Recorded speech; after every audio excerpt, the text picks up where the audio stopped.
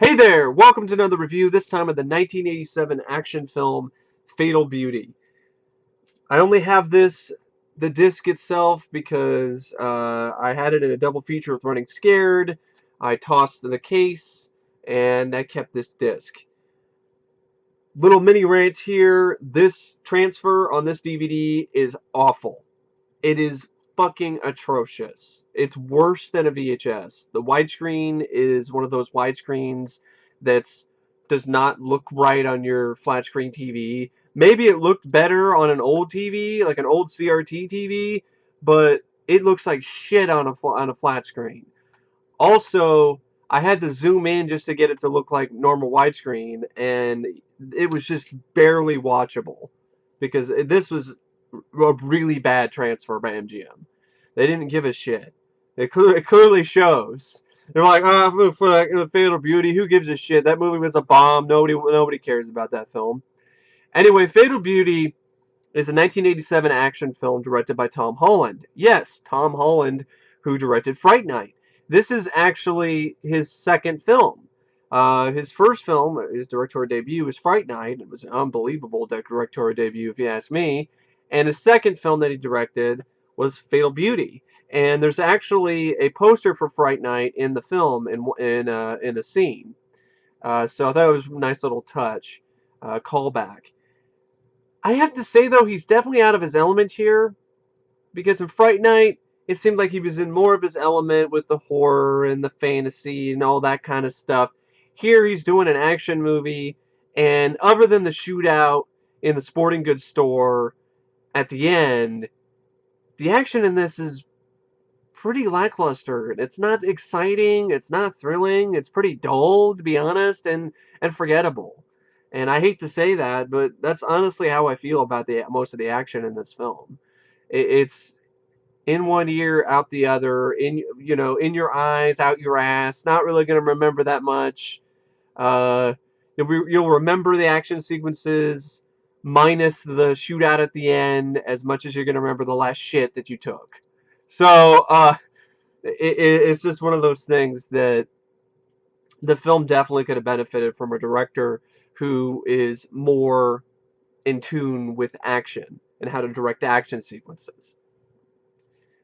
Tom Holland was definitely, he was not in his comfort zone. He was not used to this. He was thrown into the deep end and just trying to learn how to direct action, and he never really had done it before, and it shows.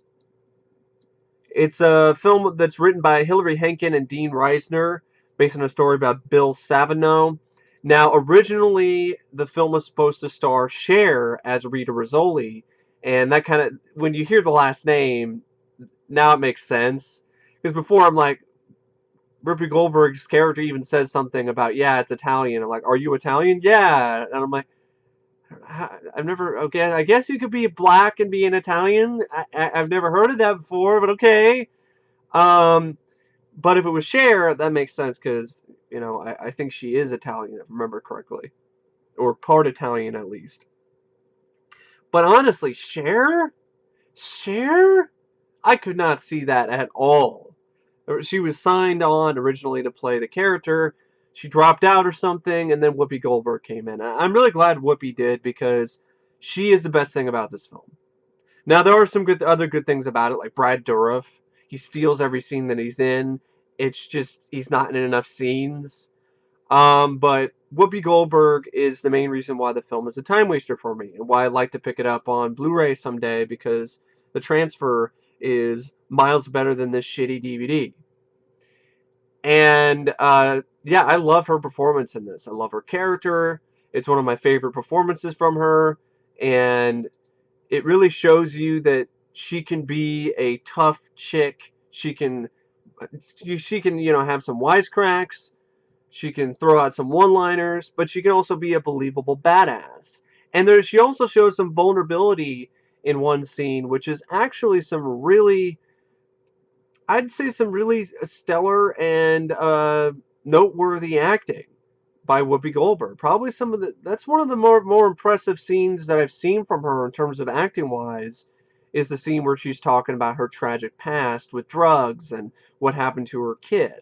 So I don't really want to give that particular sequence away because that's a really strong scene, and honestly, I'd like you to see the film in order to experience that scene for yourself and the emotions that it creates. Now, yeah, so it stars Whoopi Goldberg, of course, as Rita Rizzoli, Sam Elliott as Mike Marshak.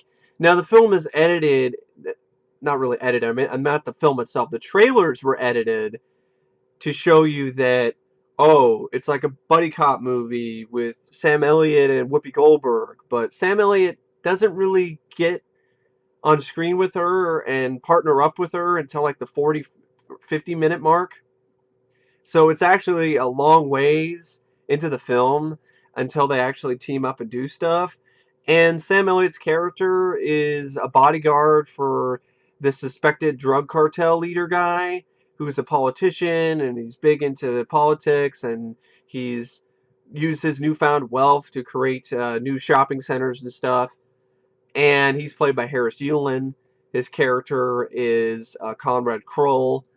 And he's, Sam Elliott plays his bodyguard, and he's asked to follow Rizzoli around.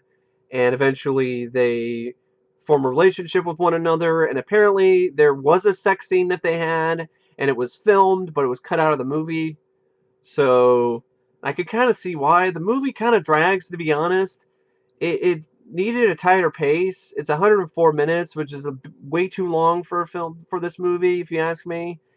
And especially since the plot isn't really that engaging or interesting or intriguing. It's just your typical, oh, we're going to try to stop some drug dealers, and that's really about as far as it goes. Now, the most interesting thing about it, though, is Rizzoli's purpose. The reason why she's going around and trying to bust these drug dealers is because she wants to take these drug dealers off the streets in a way to get revenge for the people that she knew that died via drug overdoses. So I like that aspect. And she's even drawing names on the windows in the precinct, and she's crossing them off. Honestly, I wish there was more of that in the film, and I would love to see that in like another movie. Like take that concept and make it like a vigilante justice movie where some cop is going around taking out drug dealers and checking their names off the list. I think that's actually a really inspired idea, and I think that'd be really cool. Now the film, it has this kind of weird tone. At times it's kind of fun and games, and then it gets really serious. There's like a scene where James LeGros, LeGros actually, James LeGros, yeah, he plays Zach Yeager. He's who's this teenage kid who at first was trying to get revenge for his pals who got busted by Rita, and she calls him out on his bullshit in a pretty fun scene in a deli. And then later he shows up and he asks her for help because his friends had OD'd on this drug, Fatal Beauty, which is where the title comes from, is the title of this drug, Fatal Beauty. And you see this stark image of these teenagers just sitting there on the couch dead, or teenagers on the ground dead. It's just like, damn. Now, there were a lot of critics at the time who said they criticized the film for being anti-drug, and I don't understand why that's a criticism. Like, really, drugs are fucked up, and they could fuck you up, and really badly. And I'm glad the film actually was pretty unflinching in that aspect. But the problem is, it's pretty jarring. Because you have all this fun and games. Oh, Rita's cat is stealing her dinner. Ha ha ha. And then teenagers dead on the ground of drug overdoses. It's like, whoa, movie, whoa. That's a bit over the line there. But, it is memorable and it does have an impact. But it is kind of a shift in tone. And you know me, when you have shifts in tone like that, that does bug me. It does bug me. But that's not one of the main issues that I have with the movie. It's one of the issues, though. because it's like trying to be serious and then trying to be jokey. And it would be like if you had a Beverly Hills Cops movie and then it was like serious drug overdose scene later. And you'd be like, I don't know if that really fits. It's also extremely violent. So, I mean, and I really like that about the film, though. You got blood squibs when people get shot, and uh, it's definitely a really violent film, which is good. It's an action movie. You also have Ruben Blades, who plays Carl Jimenez. It's just a really bit role. He's supposed to be Rizzoli's partner, but he's pretty much useless. He doesn't do anything. He's just there. John P. Ryan plays her supervisor, Lieutenant Kellerman. And you have Jennifer Warren, who plays Cecile Yeager, who's the mother of James LeGros' character, Zach Yeager. And there's a great scene where Rita goes in and tries to get some information from her about where she got the drugs from, because apparently she's the one that gave the drugs to her son, Zach, played by James LeGros, that ended up killing his friends. And she just starts getting into, basically Rita's trying to get information out of her, and she's getting all snotty with her. It's like, don't put your hands on me. And then it turns into a fist fight, and it's epic, and it's awesome, and it's hilarious. Whoopi like punches her through her own window in one scene. And then later in the film, when Zach tries to take his life and is in the hospital, then she wants to help Whoopi. Like, everything's all changed. She's forgotten about being a total bitch earlier. She's forgotten all that. She's forgotten about the multiple punches to the face that she received from Rita in her own home earlier in front of all of her friends. But yeah, I love that scene though. It's just this. She goes in this country club and just fucks up this chick, and it's great. So I mean, there's, like I said, there's some things I love about this movie, and those are the kind of things I love about this movie. Scenes like that, the fun lines of dialogue, like in the beginning when Rita's undercover and a bartender's asking her, "Do you want a glass?" And she's like, "Do I want a glass? No, wrap it in a taco, dumb motherfucker. Yes, I want a glass." So, there's some, fun stuff like that. And I love the back and forth that her and Deputy Getz have. And Deputy Getz is played by Charles Hallahan from The Thing. I believe Norris. And I love the back and forth they have, because Deputy Getz is giving her shit. And he's like, "What the hell kept you? Stop to pick up a sailor?" And Rita's like, "Yeah, I almost had one too, but your mother beat me to him." Or this one, "Hey Rizzoli, you ever get it doggy style?" "No, but tell me, what's it like?" So, I mean, this is just some nice, hilarious, fun one-liners in this. So, I mean, it's great for that kind of stuff. And Whoopi does a great job delivering those lines. And you also have Mark Pellegrino, who plays Frankenstein. He's this, like, just big, burly guy who's, like, eating glass. And he doesn't really say very much. He's just Brad Dourif's right-hand man. He's his muscle. But he actually, to me personally, did make an impact, because he's this big, giant guy. He looks like Luke Walton, the head coach of the Los Angeles Lakers. And he's kind of reminds me of Red Brown a little bit. But he doesn't yell. There's no yelling. Um, but yeah, it's pretty intimidating, actually, because he's this big, tall guy. And then, of course, you have Brad Dourif, who is great. He's fantastic as Leo Nova, who's this drug dealer guy who is trying to deal more of the fatal beauty to people on the streets. And, of course, the guy who's supplying it to him is the rich and famous, powerful guy, Conrad Kroll, played by Harris Yulin. Now, Brad Dourif only has a few scenes, but like I said, every scene he's in, he steals it. He steals the show, and apparently his performance was so effective and so memorable for Tom Holland that's one of the main reasons why he got the role for Child's Play. So a lot of ways you got to thank Fatal Beauty for Brad Dourif getting the role of Chucky. So, thanks, Fatal Beauty. Now, the film also features a score by Harold Faltermeyer, who of course did the score for Beverly Hills Cop and so on. And it takes a bit to get going. Like at first, it's kind of not really one of his better scores, but as the film goes on, it actually starts to get pretty damn good. It actually starts to get pretty cool and typical Harold Faltermeyer 80s synth beats that I definitely am a fan of. So overall, I would have to say I like the score. I like the score more than the soundtrack, because the soundtrack, for the most part, is full of forgettable songs, except for Criminal by Shannon. I actually do like that song that plays at the end credits. I think that plays somewhere in the opening as well. Like, that's the theme for the movie, pretty much. And the film is, like I said, it's 104 minutes, and it's a bit too long. It could be cut down in terms of its pacing. I honestly would like to have a little bit more action. The action sequences seem to be a little bit too short, or there's not much to them until you get to the shootout at the end. Um, a car chase.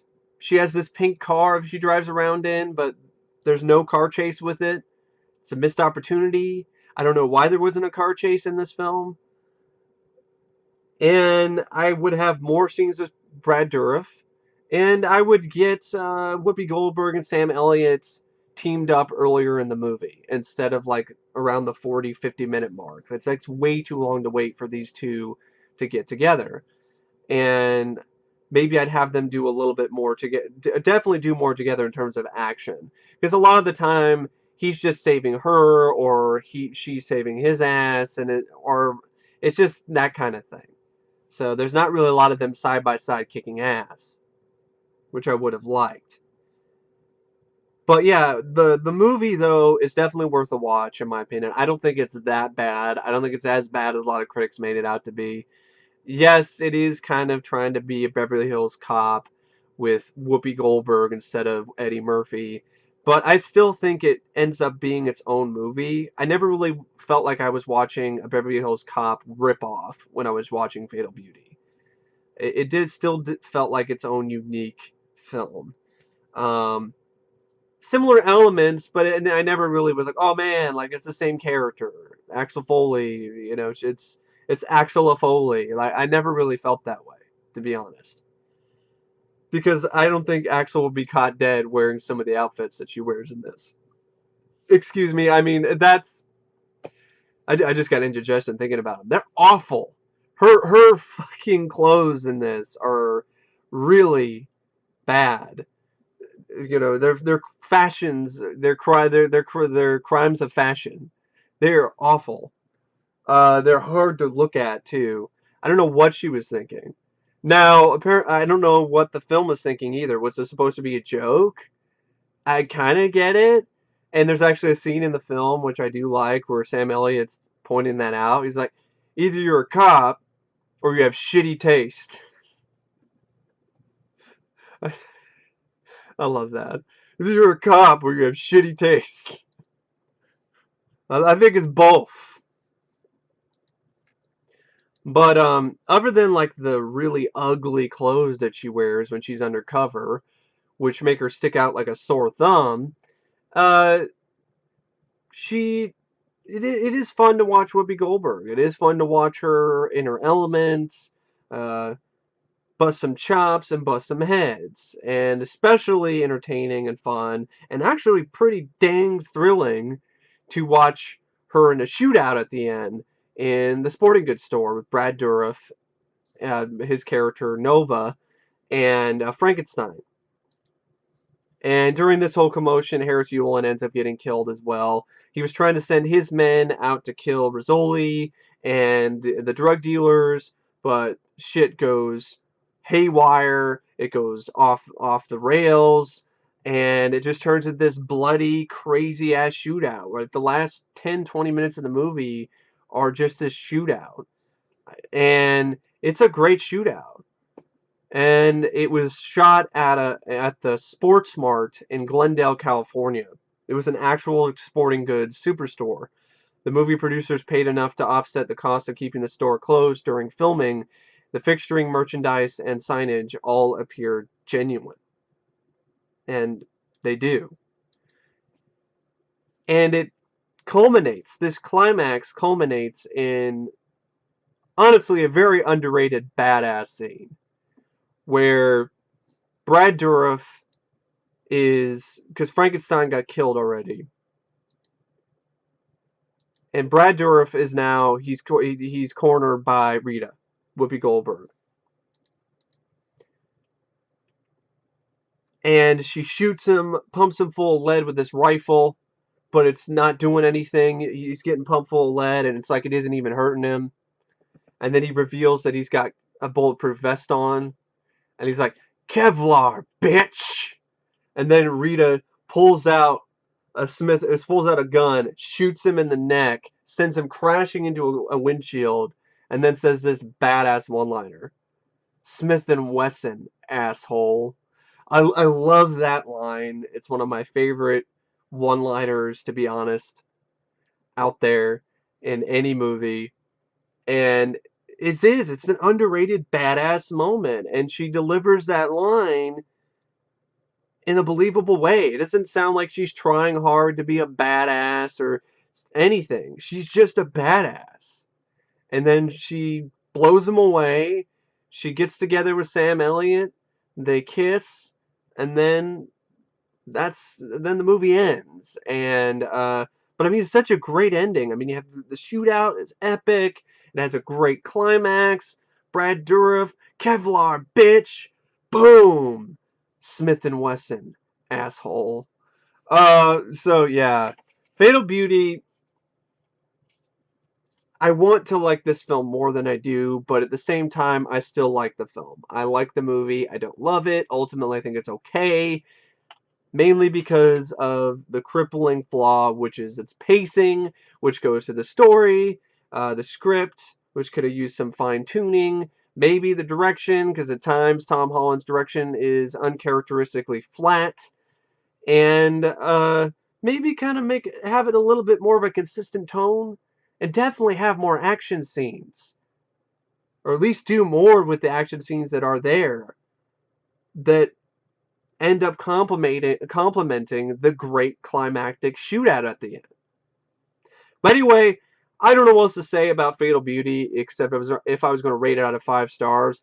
I would give the movie 3 out of 5 stars. Like I said, average, decent, bit of entertainment. I wouldn't necessarily call it underrated, but I wouldn't say it's as bad as people say it is either. If it sounds interesting to you, if you like what you hear, I would recommend giving it a look. At least one watch. I think it's worth at least one watch, especially if you're a fan of Whoopi Goldberg. Anyway, thanks for watching, and as always, I will see you guys later. See ya.